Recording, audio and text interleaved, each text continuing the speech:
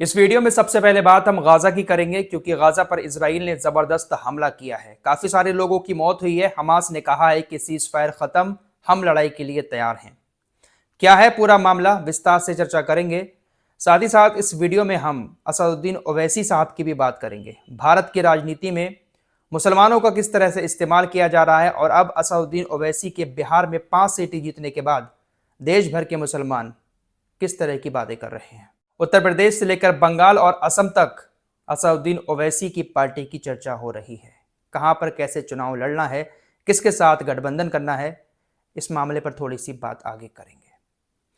पहले गाजा की तरफ चलते हैं। गाजा में इतने दिन से सीज फायर चल रहा था, लेकिन इजराइल की तरफ से गाजा पर हमास का नाम लेकर कई बार हमले किए गए। इजराइल के सैनिकों ने हमेशा यही आरोप लगाया कि पहले हमास की तरफ से गोलीबारी की गई, उसके जवाब में ही हमने गाजा पर हमले किए। कल रात भी एक हमला हुआ जिसमें तकरीबन 24 लोगों की जान चली गई, 54 लोग घायल हो गए। इजराइल के इस हमले में हमास का एक बड़ा लीडर भी मारा गया। हमास को जो हथियारों की आपूर्ति करता था, यानी हथियार मुहैया कराता था, हथियार मुहैया कराने वाला प्रमुख हमास का लीडर मारा गया। जिसके बाद अब हमास की तरफ से कहा जा रहा है, अमेरिकी जो दूतावास है, अमेरिकी दूत हैं, उनसे कहा है हमास ने कि युद्ध विराम अब खत्म हो गया है, हम लड़ाई के लिए तैयार हैं। हमास ने कुशनर और विटकॉफ को बताया कि इजराइल द्वारा उनके हथियार आपूर्ति प्रमुख को मार गिराने के बाद गाजा युद्ध विराम खत्म हो गया है। इजराइल का कहना है कि पहले गोलीबारी हमास की तरफ से की गई थी, उसके जवाब में ही हमने हमले किए, जबकि हमास का कहना है कि पहले नियम इजराइल ने तोड़ा है, अब हम लड़ाई के लिए तैयार हैं, युद्ध विराम खत्म हो गया है। ऐसा कहना है हमास के लीडर्स का। हमास के नेताओं ने अमेरिकी दूतों से कहा कि हमें लेबनान मत बनाओ। हमास को भी शायद ऐसा लग रहा है कि लेबनान को सीजफायर के झांसे में उलझाकर इजराइल लगातार हमले किए जा रहा है। अमेरिका ने ऐसे ही गाजा में सीजफायर करवा दिया, लेकिन इजराइल हमले नहीं रोक रहा है। इसीलिए हमास ने कहा कि हमें लेबनान मत बनाओ, हम लड़ाई के लिए तैयार हैं। अगर इजराइल नियम तोड़ रहा है, सीजफायर तोड़ रहा है, तो हम लड़ाई लड़ेंगे। इसके अलावा इजराइल की सेना ने हमास की एक बड़ी सुरंग खोजने का दावा भी किया है। आपको मैं पहले भी बता चुका हूं कि एक सुरंग ऐसी इजराइल की सेना ने कहा हमें मिली है जिसमें तकरीबन 200 हमास के लड़ाके मौजूद हैं और ये 7 अक्टूबर 2003 के बाद से बाहर भी नहीं निकले हैं। तभी से ये सुरंग के अंदर रहकर मिशन चला रहे हैं। इजराइल की सेना ने दावा किया कि हमने सुरंग के दोनों दरवाजों को कंक्रीट से भरना शुरू कर दिया है ताकि हमास के लड़ाके इसके अंदर ही मर जाएं। लेकिन अब ऐसी खबर आ रही है कि इजराइल की सेना सुरंग के अंदर घुसी और 5 हमास के लड़ाकों को मार भी दिया। दोस्तों, इजराइल की तरफ से ये हमले ऐसे वक्त में किए गए हैं जब यूनाइटेड नेशंस ने भी अमेरिका के उस प्रस्ताव को मंजूरी दे दी जिस प्रस्ताव में अमेरिका ने यह मांग की थी कि गाजा में अंतर्राष्ट्रीय सेना को तैनात किया जाए। गाजा की जो सुरक्षा है वो अंतर्राष्ट्रीय सेना के हाथों में जाए।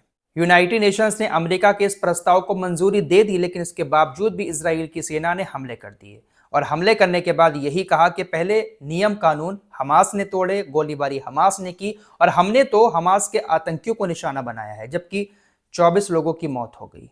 तो यही सब गाजा के अंदर हमेशा से चलता आया है, कोई नई बात नहीं है। अब 2 साल से जंग हमारे सामने है तो हमें हर अपडेट मिलता रहा, लेकिन ये चीजें तो सालों साल से गाजा के अंदर होती आई हैं। फिलिस्तीन में ऐसे ही मौतें हुई हैं, ऐसी ही गिरफ्तारियां हुई हैं जो अब हमारे सामने आई हैं।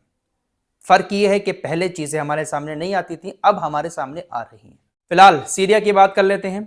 इजराइल की नजर सीरिया पर भी है क्योंकि ग्रेटर इजराइल बनाने के लिए सीरिया पर भी कब्जा करना जरूरी होगा।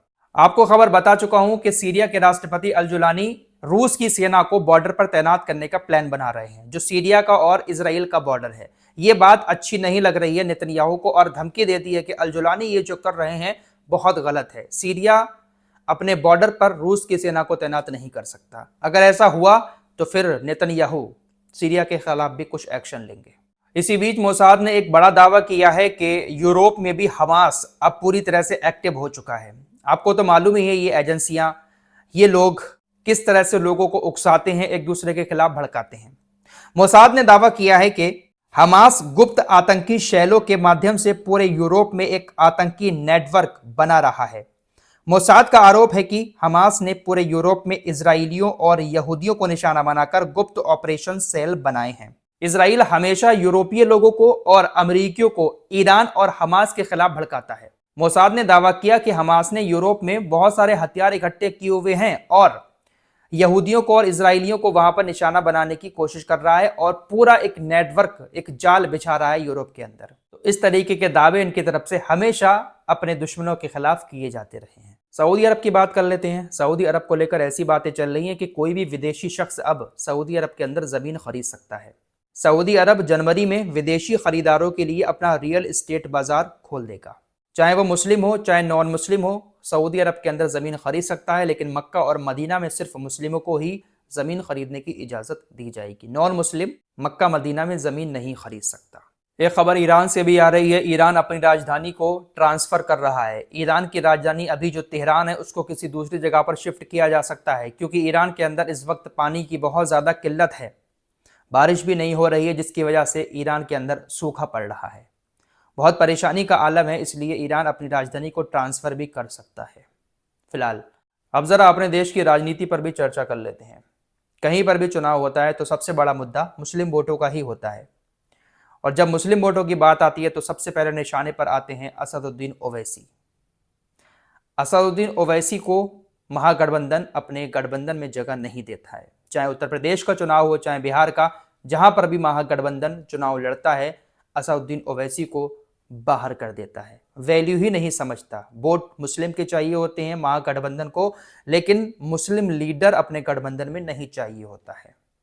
बिहार के अंदर भी सारी चीजें आप लोगों को बता चुका हूं। असदुद्दीन ओवैसी ने 6 सीट मांगी थी महागठबंधन से, लेकिन तेजस्वी यादव ने 6 सीट उनको नहीं दी, एक भी सीट नहीं दी, महागठबंधन में ही शामिल नहीं किया, हटा दिया।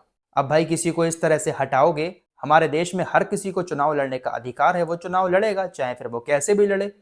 लेकिन जब वो चुनाव लड़ता है तो उसको बीजेपी का एजेंट कह दिया जाता है। फिलहाल बिहार के अंदर असदुद्दीन ओवैसी को बाहर करने से काफी नुकसान महागठबंधन को उठाना पड़ा, और अब इसी के चलते हुए उत्तर प्रदेश की राजनीति में भी हलचल मची हुई है।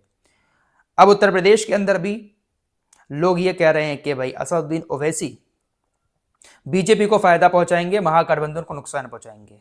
महागठबंधन के लिए फायदेमंद यही होगा कि असदुद्दीन ओवैसी को अपने गठबंधन में शामिल करें और उनको कुछ चुनिंदा सीटों पर उतार दें।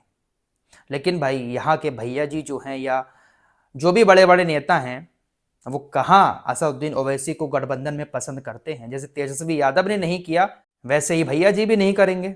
और जब गठबंधन में जगह नहीं मिलेगी तो असदुद्दीन ओवैसी अकेले चुनाव लड़ेंगे और फिर आरोप लग जाएंगे उनके ऊपर कि ये तो भाई वोट काटने आ जाते हैं। तो भाई पहले से ही जगह दो ना गठबंधन के अंदर। फिलहाल असम से खबर आ रही है, बदरुद्दीन अजमल साहब की जो पार्टी है उन्होंने अभी से ऐलान कर दिया है कि हम असम के अंदर असदुद्दीन ओवैसी की पार्टी के साथ मिलकर चुनाव लड़ेंगे। बदरुद्दीन अजमल साहब ने साफ कह दिया है कि हम मिलकर 35 सीटों पर चुनाव लड़ेंगे। उन्होंने पहले से ही इस बात का ऐलान कर दिया है, क्योंकि इनको भी लगने लगा है कि मुसलमान अब कहीं ना कहीं ओवैसी के साथ नजर आ रहे हैं। फिलहाल देखने वाली बात होगी कि और राज्यों में, उत्तर प्रदेश, बंगाल जैसे राज्यों में असदुद्दीन ओवैसी के साथ कितने लोग शामिल होते हैं और कितने लोग इनको अपने गठबंधन में जगह देते हैं। फिलहाल ओवैसी ने यह भी कह दिया नीतीश कुमार से बिहार के अंदर कि हम आपके साथ सरकार में शामिल होने के लिए तैयार हैं, लेकिन तैयार तभी होंगे जब आप सीमांचल पर ध्यान देंगे, सीमांचल का विकास करेंगे, तभी हम आपके साथ सरकार में शामिल होंगे। फिलहाल इस रिपोर्ट में इतना ही। कुछ और खबरों के साथ फिर हाजिर होऊंगा। अपना ख्याल रखिएगा। अल्लाह हाफिज़।